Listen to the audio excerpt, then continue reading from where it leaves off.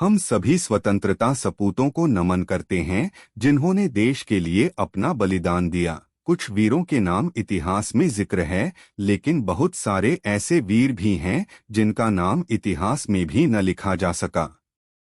हम सभी वीरों को श्रद्धापूर्वक याद करते हैं। यहाँ भारत के कुछ प्रमुख आदिवासी स्वतंत्रता सेनानियों के नाम दिए गए हैं जिन्होंने ब्रिटिश औपनिवेशिक शासन का विरोध करने और अपने समुदायों के लिए न्याय की लड़ाई में महत्वपूर्ण भूमिका निभाई।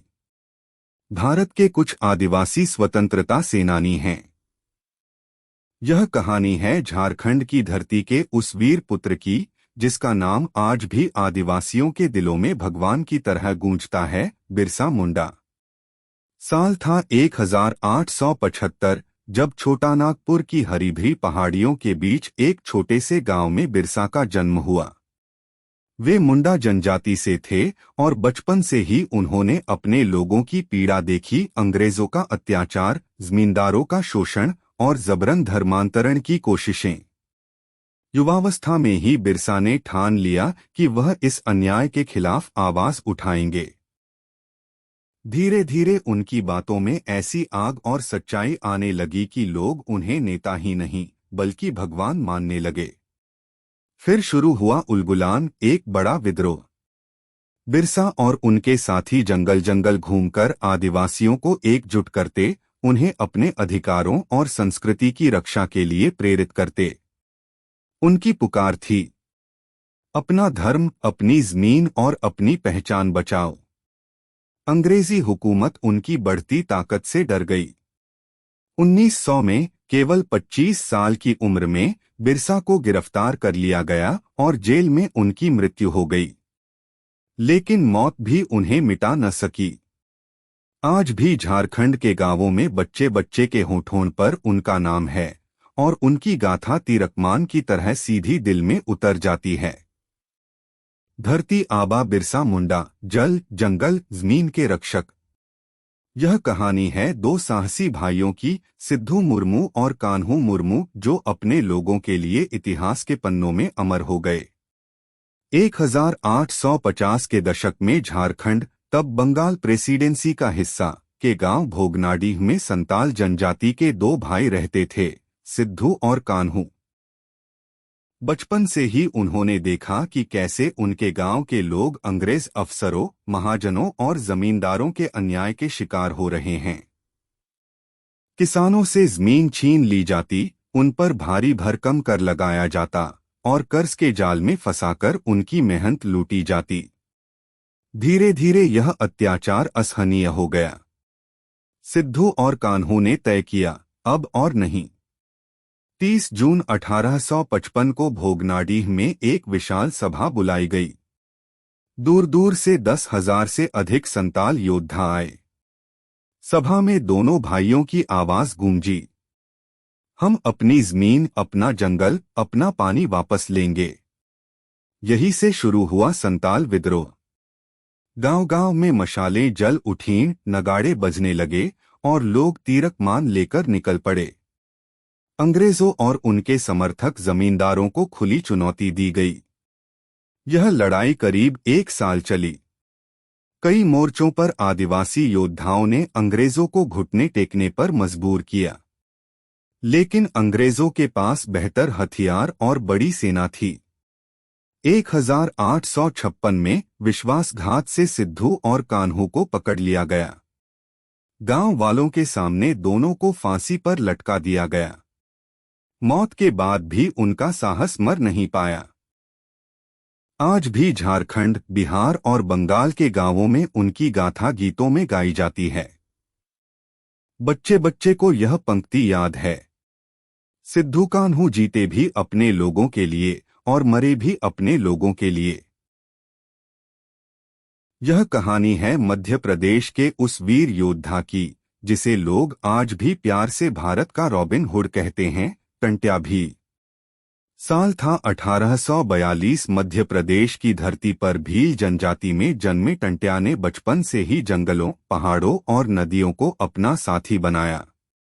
लेकिन जैसे जैसे बड़े हुए, उन्होंने देखा कि अंग्रेजी हुकूमत और उनके साथी जमींदार कैसे गरीबों से कर वसूलकर उनकी मेहनत और जमीन छीनकर उन्हें निर्धन बना रहे हैं। टंट्या का दिल इन अत्याचारों को देखकर बेचैन हो उठता। उन्होंने बंदूक और तीरक मान उठाई और कसम खाई, अब यह लूट बंद होगी और जो लूटा गया है वह गरीबों को वापस मिलेगा। टंट्या अपने साथियों के साथ जंगलों से निकलते, अंग्रेजी खजाने और अमीर जमींदारों के माल पर धावा बोलते और जो भी धन मिलता वह गरीब, भूखे और पीड़ित लोगों में बांट देते। उनकी यह बहादुरी और इंसाफ पसंदी ने उन्हें लोगों के दिलों में नायक बना दिया।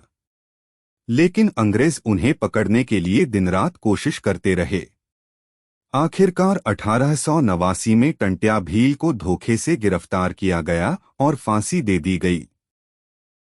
आज भी मध्य प्रदेश के आदिवासी इलाकों में बच्चे बच्चे की जुबान पर यह नाम है। टंट्या मामा, गरीबों के मसीहा और अन्याय के दुश्मन।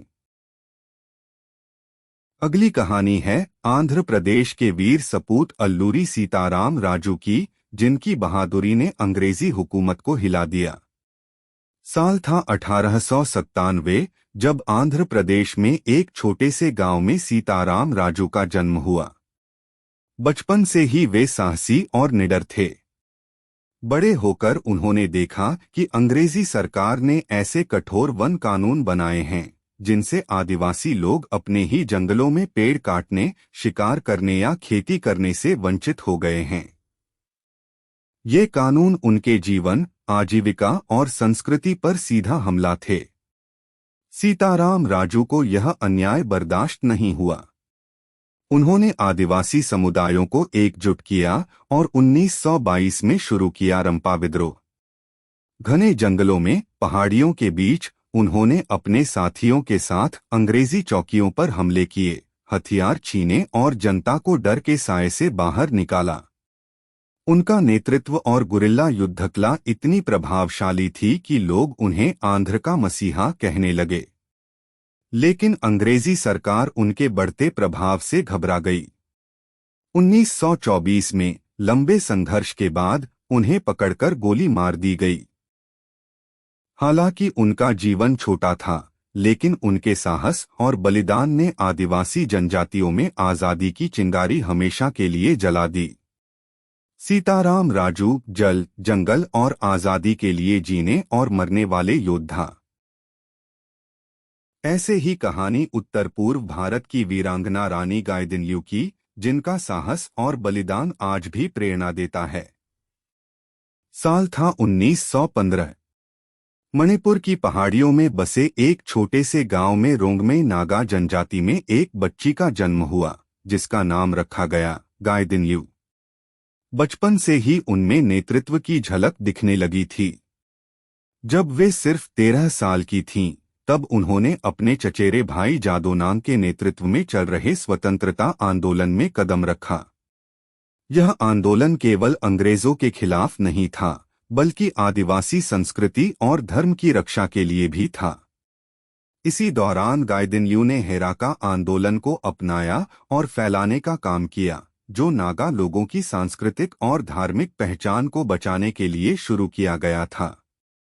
गाइदिन्ल्यू ने अपने लोगों को संगठित किया, जंगलों और पहाड़ियों में छिपकर अंग्रेजी चौकियों पर हमले किए। उनकी निडरता देखकर लोग उन्हें रानी कहने लगे। लेकिन अंग्रेजी हुकूमत के लिए वह सबसे बड़ी चुनौती बन चुकी थी। 1932 में उन्हें गिरफ्तार कर लिया गया और 1 दशक से भी अधिक समय तक जेल में रखा गया। जेल से बाहर आने के बाद भी उन्होंने अपने लोगों के अधिकारों के लिए काम करना जारी रखा। 1993 में उनका निधन हो गया, लेकिन आज भी नागालैंड और मणिपुर के लोग गर्व से कहते हैं, रानी गाइदिन्ल्यू, जिसने बचपन में ही आजादी की लौ जला दी थी। एक कहानी है कोमाराम भीम की, जो तेलंगाना के आदिवासियों के लिए जल, जंगल, जमीन का नारा देने वाले साहसी योद्धा बने।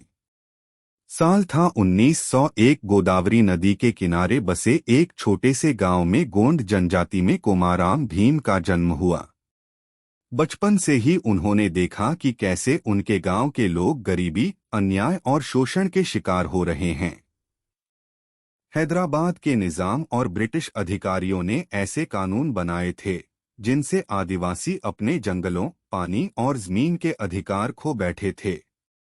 युवा होते होते भीम के भीतर यह अन्याय आग की तरह जलने लगा।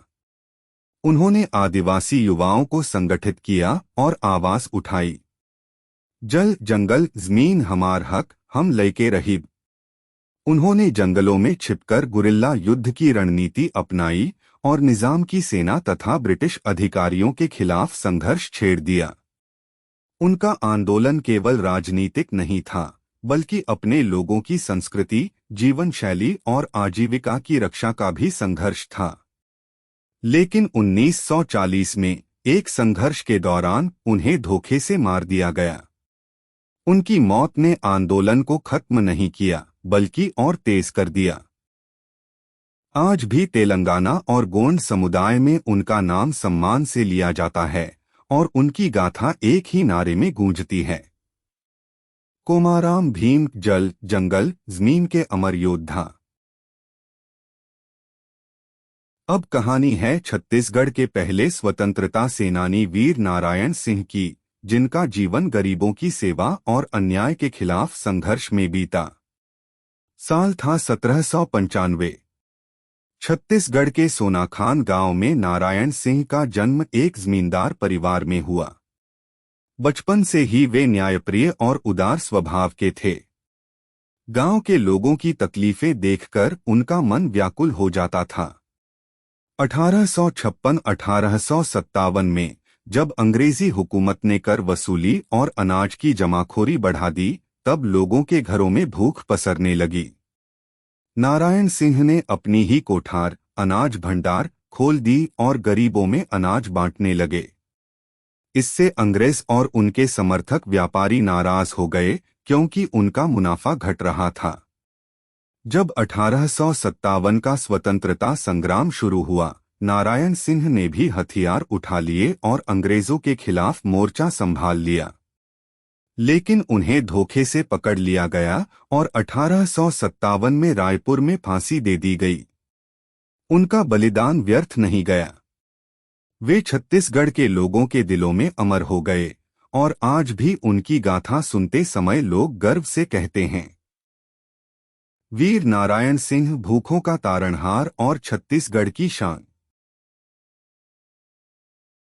अगली कहानी है मध्य प्रदेश के साहसी योद्धा भीमा नायक की, जिन्होंने 1857 के स्वतंत्रता संग्राम में अंग्रेजी हुकूमत को सीधी चुनौती दी। भीमा नायक भील जनजाति के एक निडर योद्धा थे। बचपन से ही उन्होंने अपने जंगल, जमीन और लोगों को बाहरी ताकतों से बचाने का संकल्प लिया था।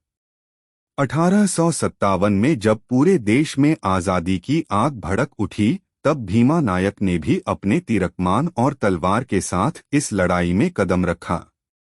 उन्होंने अपने साथियों के साथ मिलकर अंग्रेजों की चौकियों पर हमले किए, उनके हथियार और सामान लूटकर क्रांतिकारियों तक पहुंचाया। घने जंगल उनके युद्ध क्षेत्र थे और गुरिल्ला युद्ध उनकी सबसे बड़ी ताकत। अंग्रेजों के लिए भीमा नायक सिरदर्द बन गए। आखिरकार कड़ी खोजबीन और धोखे के बाद उन्हें पकड़ लिया गया। उन्हें सीधे मौत नहीं दी गई, बल्कि अंडमान द्वीप समूह के कुख्यात सेलुलर जेल में आजीवन निर्वासन भेज दिया गया, जहां वे कठिन परिस्थितियों में जीवन बिताने लगे। हालांकि उनका अंत कैद में हुआ, लेकिन उनके साहस और संघर्ष की गूंज आज भी मध्य प्रदेश के भील इलाकों में सुनाई देती है। लोग आज भी उन्हें याद करते हुए कहते हैं, भीमा नायक, जंगल का शेर और आजादी का सच्चा सिपाही। यह कहानी है गोविंद गुरु की, जिन्होंने राजस्थान और गुजरात की भील जनजाति में जागरूकता और आजादी की चिंगारी जगाई। साल था 1858। राजस्थान के एक छोटे से गांव में गोविंद गुरु का जन्म हुआ। बचपन से ही वे विद्या और धर्म की ओर झुके हुए थे। जैसे जैसे वे बड़े हुए, उन्होंने देखा कि भील आदिवासी गरीबी, शोषण और अज्ञानता के कारण अंग्रेजों और स्थानीय सामंतों के अत्याचार सह रहे हैं।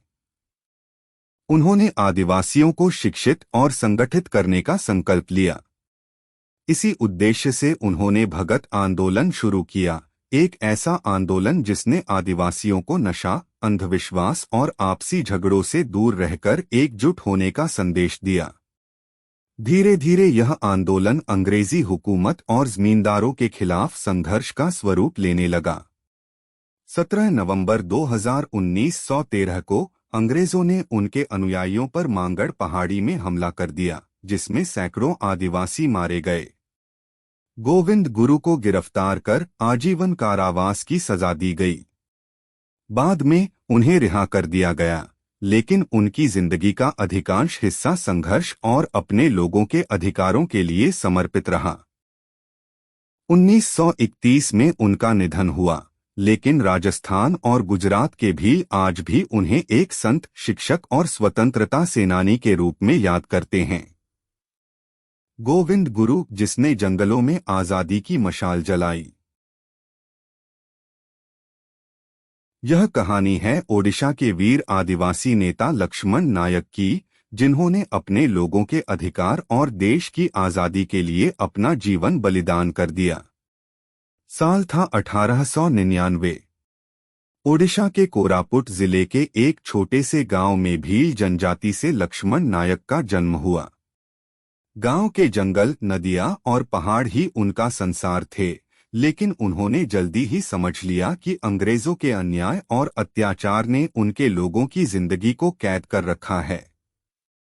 लक्ष्मण नायक ने न केवल ब्रिटिश शोषण के खिलाफ आवाज उठाई, बल्कि आदिवासियों को संगठित कर उनके अधिकारों के लिए लड़ने की प्रेरणा दी।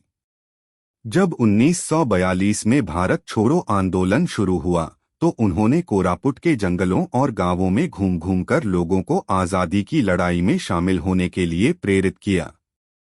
उनकी बढ़ती लोकप्रियता से अंग्रेज घबरा गए। एक झूठे आरोप में उन्हें गिरफ्तार किया गया और कठोर यातनाएं दी गईं। आखिरकार 1943 में उन्हें फांसी दे दी गई। उनका बलिदान ओडिशा के आदिवासियों के दिलों में आज भी जिंदा है।